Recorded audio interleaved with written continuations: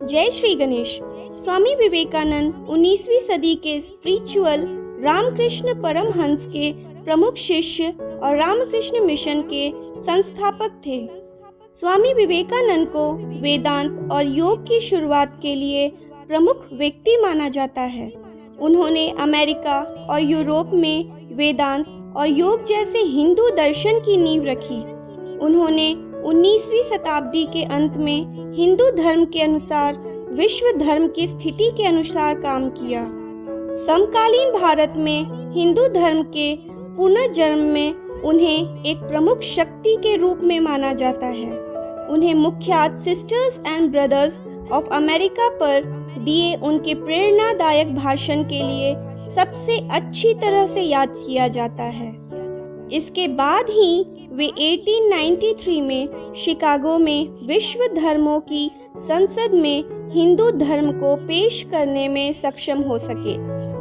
अपने गुरु रामकृष्ण परमहंस की मृत्यु के बाद स्वामी विवेकानंद अंदर से टूट चुके थे। उन्हें अपने गुरु के द्वारा प्राप्त शिक्षा को आगे तक ले जाना था, गुरु के कार्य को आगे बढ़ाना था। इसके कारण वह अमेरिका जाना चाहते थे। इस यात्रा की अनुमति के लिए जब वह माता के पास गए तब माता ने चतुराई से अपने पुत्र की परीक्षा कुछ इस प्रकार ली।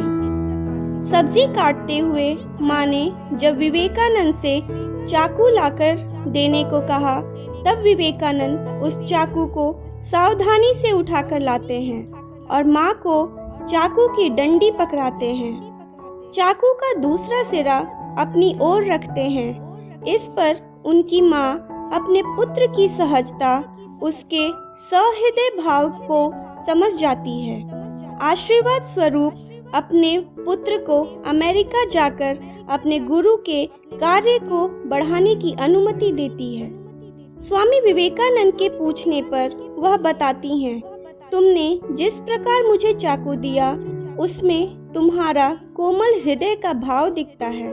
तुम चाहते तो चाकू का सिरा मेरी ओर भी रख सकते थे जिसमें नुकसान हो सकता था, किंतु तुमने इसके विपरीत कार्य किया। तुमने बड़ी ही सावधानी से चाकू को मुझे दिया, अर्थात तुम किसी का अहित नहीं कर सकते। तुम सबके प्रति दया और सद्भाव का भाव रखते हो। जाओ, तुम्हारे गुरु के कार्य को ईश्वर सफल बनाए।